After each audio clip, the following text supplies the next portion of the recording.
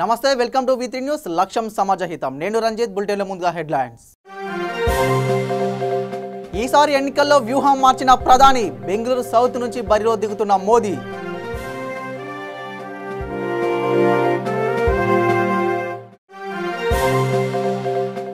మరో జాబితాను ప్రకటించిన జనసేన బాలకృష్ణపై ఆకుల ఉమేష్ జగన్పై చంద్రశేఖర్ను బరిలోకి దింపిన పవన్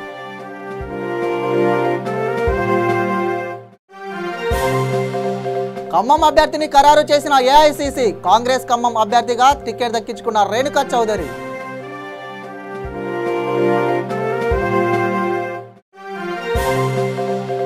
కేసీఆర్ తీరుపై తీవ్ర అసంతృప్తి వ్యక్తం చేసిన వివేక్ పెద్దపల్లి టికెట్ ఇస్తానని చెప్పి కేసీఆర్ మాట తప్పారని వివేక్ ఆరోపణ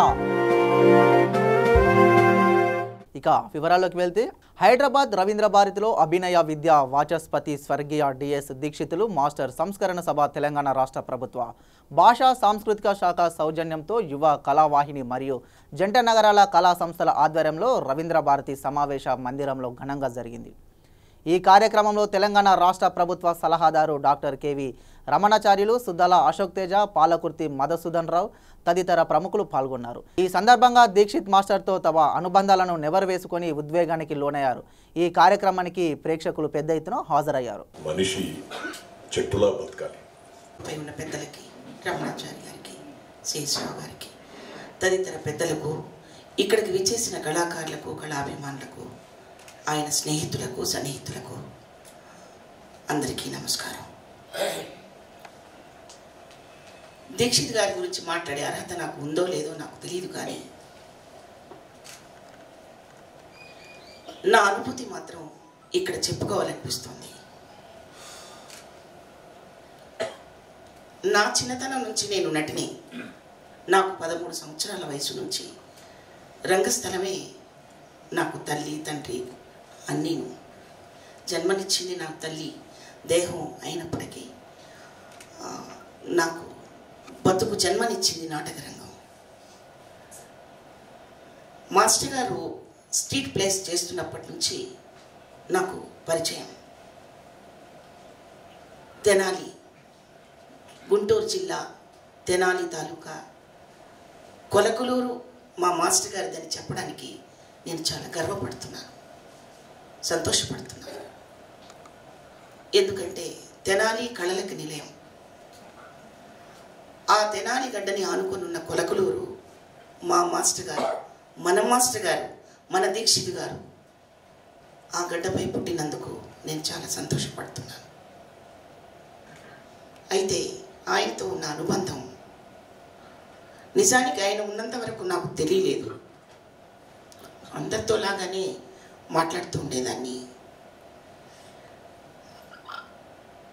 ఆయన వెళ్ళిపోయారన్న విషయం ఒక్కసారిగా నాటక రంగానికి మొత్తానికి ఉలిక్కిపాటులా అయిపోయింది. నాటకాలు అందరూ వేస్తూనే ఉంటారు, బతకడానికి నాటకం వేస్తుంటారు, ఎదుటి వాళ్ళతో మాట్లాడటానికి, పక్క వాళ్ళతో మాట్లాడటానికి నాటకాలు ఆడుతుంటారు, జీవనోపాధి కోసం నాటకాలు ఆడుతుంటారు. రకరకాల నాటకాలను మనం చూస్తూనే ఉంటాం. చాలామంది కళాకారులు వారు జీవించడం కోసమే నటనా వృత్తిని వెన్నుకుంటారు. అది నాటక రంగం కానివ్వండి. ఒక చెట్టు తన నెత్తి మాడుతూ ఉన్న తన దగ్గరకు వచ్చిన వాళ్ళకి అందరికీ కూడా నీడనిచ్చినట్టు దీక్షితు చెట్టు లాంటి మనిషి. ఎంతోమందికి నీడనిచ్చినాడు, ఎంతోమందికి అన్నం పెట్టాడు, ఎంతోమందికి శిక్షణ ఇచ్చాడు, ఎంతోమందిని ఆత్మీయులుగా చూసుకున్నాడు. నాకు దీక్షిత్కి మధ్య ఉండేటువంటి పరిచయం గత 30 ఏళ్లకు పైగా. ఏ రోజు కలుసుకున్నామో ఆ రోజు వాళ్ళ ఇంట్లో భోజనం చేసినప్పటి నుంచి, ఆ ఇంట్లో భోజనం చేస్తున్నప్పుడు ఇటుపక్క అటుపక్క 2 వరుసల్లో కూడా ఇంతమంది భోజనం చేస్తూ ఉంటే, ఏమిటిది దీక్షిత్ అని చెప్పంటే ఇది నిత్యం జరుగుతూ ఉంటుంది అన్న అన్నాడు. అన్న అనే పదం అన్నాడంటే మొన్నటి వరకు కూడా అన్న అన్నాడు. దీక్షిత్ నా తమ్ముడు అని నేను. హైదరాబాద్ హయత్ నగర్లోని ఎస్వీఎస్ గార్డెన్లో గులాల్ K19 పేరిట హోలీ సంబరాలు ఘనంగా జరిగాయి. యువత కేరింతలతో ఆటపాటలతో చిందేశారు.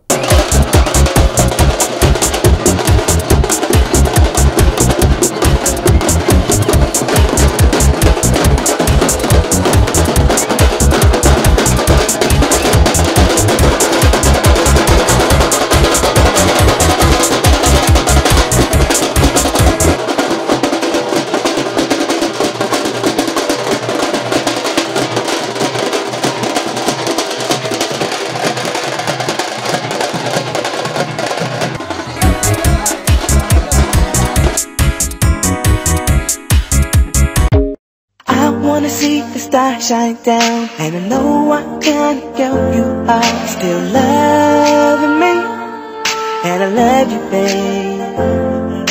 The way I see you stare at me, your eyes and lips all over me, gets me into my fantasies of loving you. Sonia Sundara, Sonia Sundara, Sundara, Sonia Sundara. आज खामोशियों से आ रही है सदा, धड़कने है दीवानी, दिल में कुछ कह रहा है.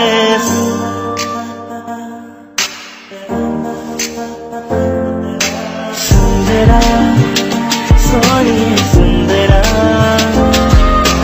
सुंदरा, सोनिया सुंदरा.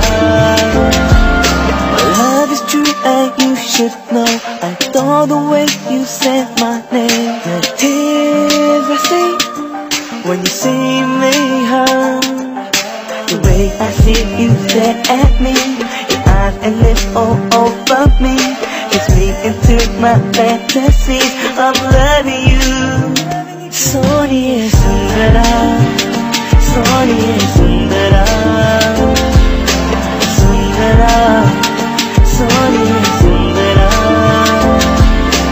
Can't you hear my heart sing for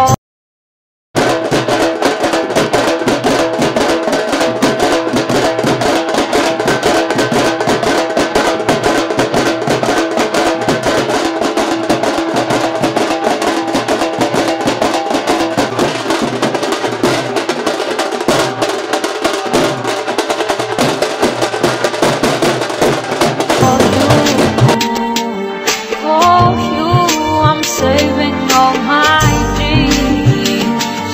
For you, I'm saving all my love. For you, I'll give you everything I have. I'm giving you my life in your hands. Sonia Sundara, Sonia Sundara, Sundara, Sonia Sundara.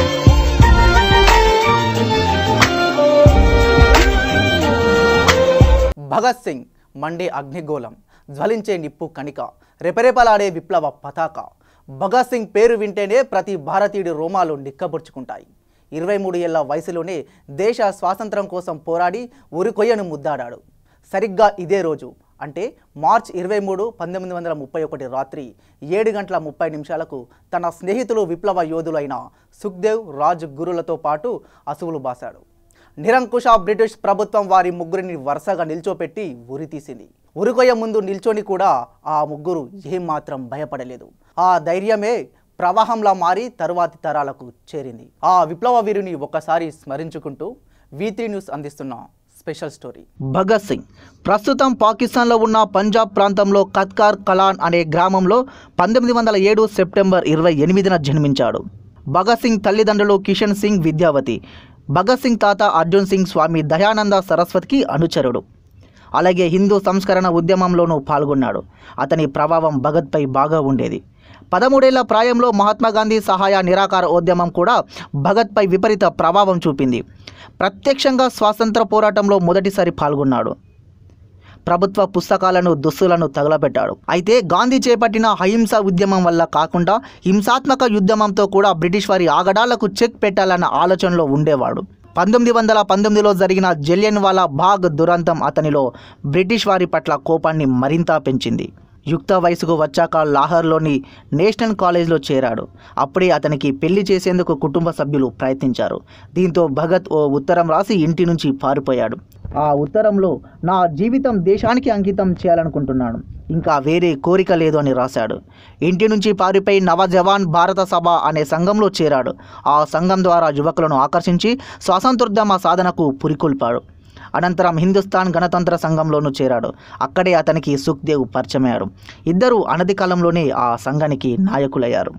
British ప్రభుత్వంపై హింసాత్మక యుద్ధమానికి సిద్ధమయ్యారు. అదే సమయంలో Simon కమిషన్కు వ్యతిరేకంగా దేశంలో Simon go back ఉద్యమాన్ని స్వాతంత్ర ఉద్యమకారులు అందులో భాగంగా లాహోర్లో లాలా జలపతి రాయ్ బ్రిటిష్ సాయుధ బలగాలను ఎదురొడ్డి నిలిచారు. సూపరింటెండెంట్గా శాండర్స్ లాఠీతో లాలా జలపతి రాయ్పై విరుచుకుపడ్డాడు. తల పగలగొట్టాడు. ఛాతీపైన గాయమైంది. పంజాబ్ కేసరి నీలకొరిగాడు. అతని మరణం భగత్ సింగ్, సుఖ్దేవ్, రాజ్గురులతో ఆగ్రహాన్ని నింపింది. చేమార్చిన కళ్ళతోనే శాండర్స్ అంతు చూశారు. కసితీరా కాల్చి చంపారు. ఆ హత్యకు కారణమైన వారిని ఉరితీయాలని బ్రిటిష్ ప్రభుత్వం నిర్ణయించింది. అనంతరం 1929లో అసెంబ్లీపై బాంబులు విసిరారు. ఆ సంఘటనలో ఎవరూ గాయపడలేదు. అనంతరం ముగ్గురు లొంగిపోయారు. దేశం నుంచి బహిష్కరణకు గురయ్యారు. అనంతరం వారిపై బ్రిటిష్ ప్రభుత్వం శాండర్స్ హత్య నేరం మోపింది. భగత్ సింగ్, రాజ్గురు, సుఖ్దేవ్లు నేరాన్ని ఒప్పుకున్నారు. కోర్టులో బ్రిటిష్ వ్యతిరేక నినాదాలు చేశారు. కోర్టు వారికి ఉరిశిక్ష విధించింది.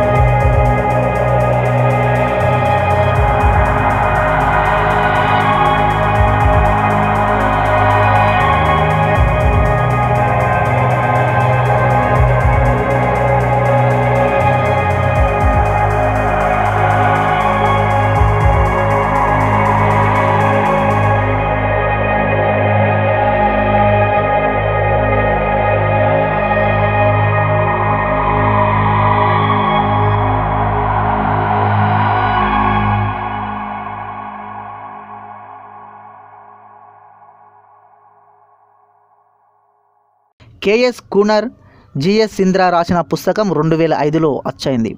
అందులో కొన్ని లోకానికి తెలియని నిజాలంటూ రాశారు. భగత్ సింగ్, సుఖ్దేవ్, రాజ్గురులను ఉరి వేసేటప్పుడు పూర్తిగా చనిపోకుండా కాస్త స్పృహ ఉండగానే నిలిపివేశారట. వారు ముగ్గురిని ఈడ్చుకు వెళ్ళి శాండర్స్ కుటుంబం చేత హత్య చేయించారని రాశారు. ఇది ఎంతవరకు నిజమో కాదో ఇప్పటికీ ఎవరికీ తెలియదు.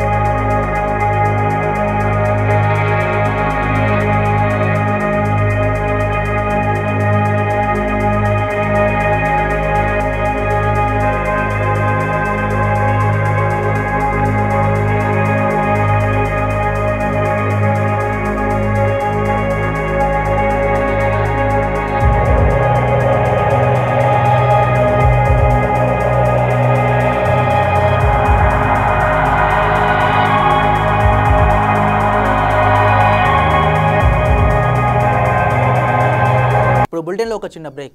వయసుతో సంబంధం లేకుండా heart attack, stroke, cardiovascular disease వలన ప్రతిరోజు ఎంతో మంది మరణిస్తున్నారు.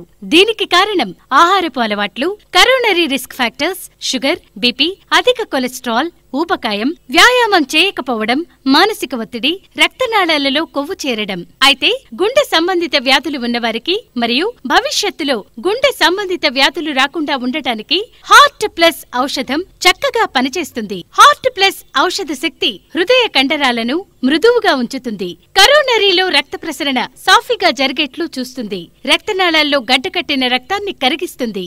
గుండె నొప్పి నుండి ఉపశమనం కలిగిస్తుంది. లో బీపీ, హై బీపీ నుండి కాపాడుతుంది. రక్తంలో ఆక్సిజన్ శాతం పెంచుతుంది. ఇది 100% వనమూలికలతో తయారు చేయబడింది. దీనితో ఎటువంటి దుష్ఫలితాలు ఉండవు. ఇది హృద్రోగులకు దివ్యౌషధం. ఇప్పుడే ఆర్డర్ చేయండి. సెల్ 8099999242. శ్రీ గాయత్రీదేవి జ్యోతిషాలయం, దిల్సుఖ్ నగర్. శ్రీ పండిట్ సాయిరాం శాస్త్రి గారు గత 30 సంవత్సరాలుగా దిల్సుఖ్ నగర్ లో స్థిరంగా ఉంటున్నారు. మీరు చేస్తున్న ప్రయత్నాలు విఫలమగుట, కార్యక్రమాలయందు ఆలస్యం, అనుకోని చిక్కులు, వివాహ ప్రయత్నం ముందుకు సాగక వివాహ ఆలస్యం, ఉద్యోగం, ఆరోగ్యం, దాంపత్యం, సంతానయోగం, విదేశీయానం, భూ వివాదములు మరియు వ్యాపారాదులలో సమస్యలకు జ్యోతిష్యపరమైన పరిష్కారమునకై పుట్టిన తేదీ, బొటనవేలి ముద్ర, హస్తరేఖలు, జాతకం చూసి వివరముగా జ్యోతిష్యం చెప్పగలరు. మీరెక్కడెక్కడో జ్యోతిష్యమడిగి నిరాశ చెంది ఉండవచ్చు. ఒక్కసారి శ్రీ సాయిరాం శాస్త్రి గారిని సంప్రదించండి. గమనిక: స్త్రీ పురుషుల ఎటువంటి జీవిత సమస్యలకైనా పూజ, హోమం, అంజనం, యంత్రం, మంత్రం ద్వారా 9 రోజుల్లో గాయత్రీదేవి సాయిబాబా పూజ చేసి శాస్త్రోక్తంగా పరిష్కారం చూపగలరు. గాయత్రీదేవి జ్యోతిష్యాలయం, flat number 101, first floor, Shilpi apartments, A block, near Konark theatre, Dilsukh Nagar, Hyderabad. Cell 9949373448, 9440537044.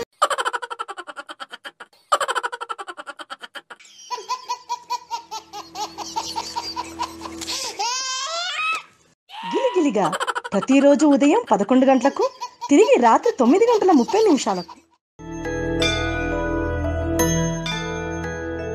Oh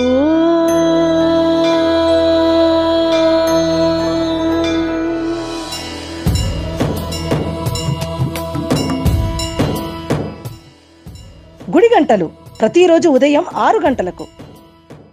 welcome back. AP ముఖ్యమంత్రి చంద్రబాబు చిత్తూరు జిల్లా కుప్పం నియోజకవర్గం నుంచి పోటీ చేస్తున్నారు. ఆయన తరపున టీడీపీ నేతలు నామినేషన్ దాఖలు చేసి కుప్పం ఎన్నికల రిటర్నింగ్ అధికారి నామినేషన్ పత్రాలను సమర్పించారు. అయితే ఎన్నికల్లో పోటీ చేస్తున్న అభ్యర్థిగా రిటర్నింగ్ అధికారి వద్ద చంద్రబాబు ప్రమాణం చేయాల్సి ఉంది. ఈ నేపథ్యంలో విజయవాడలోని సివిల్ కోర్టు కాంప్లెక్స్ ప్రాంగణంలో ఉన్న 4వ అడిషనల్ సీనియర్ సివిల్ కోర్టు న్యాయమూర్తి ఎదుట చంద్రబాబు ప్రమాణం చేయనున్నారు.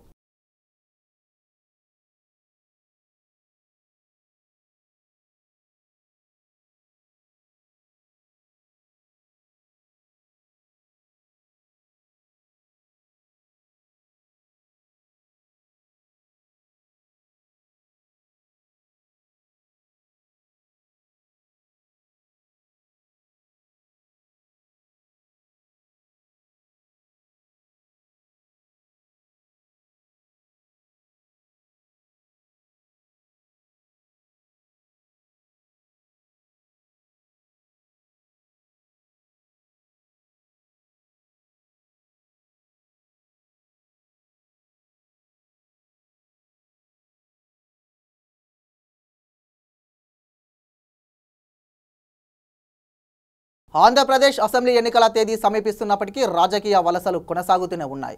తాజాగా టీడీపీ నేత పి గన్నవరం ఎమ్మెల్యే పూలవర్తి నారాయణమూర్తి పార్టీతో పాటు ఎమ్మెల్యే పదవికి రాజీనామా చేశారు.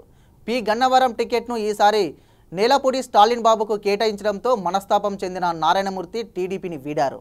ఈరోజు పిఠాపురంలో జగన్ సమక్షంలో నారాయణమూర్తి వైసీపీ తీర్థం పుచ్చుకుంటారని ఆయన సన్నిహితులు తెలిపారు. పిఠాపురంలో జరిగే వైసీపీ సభలో భారీ సంఖ్యలో అనుచరులు మద్దతుదారులతో ఆయన వైసీపీలో చేరుతారని పేర్కొన్నాయి. అయితే వైసీపీలో చేరిన అనంతరం జగన్ నారాయణమూర్తికి ఏ బాధ్యత అప్పగిస్తారన్న విషయం ఇంకా స్పష్టత రాలేదు.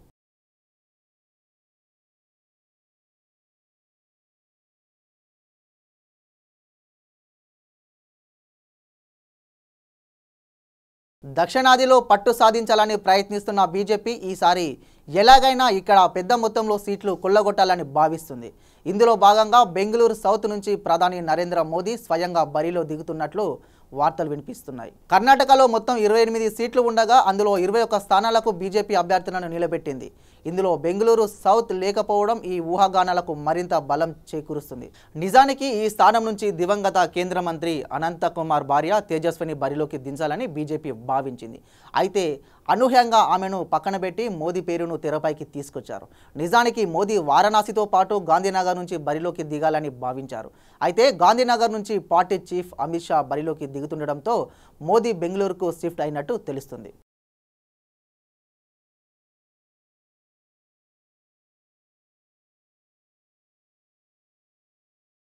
జనసేన నుంచి మరో జాబితా వచ్చేసింది. మరో 16 అసెంబ్లీ స్థానాలకు అభ్యర్థులను ప్రకటించింది. కృష్ణా, గుంటూరు, కర్నూలు, నెల్లూరు, చిత్తూరులో 2 అసెంబ్లీ స్థానాలు, అనంతపురంలో 5, కడప జిల్లాలో ఓ స్థానానికి అభ్యర్థులను ప్రకటించింది. ఇటీవల పార్టీలో చేరిన ఎస్వీవై రెడ్డి అల్లుడు సుజ్జల శ్రీధర్ రెడ్డికి నంద్యాల టికెట్ కేటాయించింది. హిందూపురం సిట్టింగ్ ఎమ్మెల్యే నందమూరి బాలకృష్ణపై ఆకుల ఉమేష్, పులివెందులలో వైసీపీ అధినేత వైఎస్ జగన్పై తుపాకుల చంద్రశేఖర్ను బరిలోకి దింపింది. పరిటాల శ్రీరామ్ పోటీ చేస్తున్న రాప్తాడు నుంచి సాకే పవన్ కుమార్ను పవన్ బరిలో నింపారు. బులెటిన్ ముంచే ముందు హెడ్లైన్స్ మరోసారి. ఈసారి ఎన్నికల్లో వ్యూహం మార్చిన ప్రధాని, బెంగళూరు సౌత్ నుంచి బరిలో దిగుతున్న మోదీ.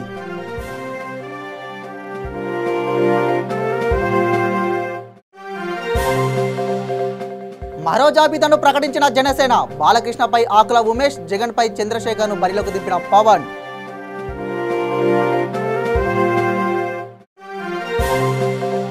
ఖమ్మం అభ్యర్థిని ఖరారు చేసిన ఏఐసీసీ, కాంగ్రెస్ ఖమ్మం అభ్యర్థిగా టికెట్ దక్కించుకున్న రేణుకా చౌదరి.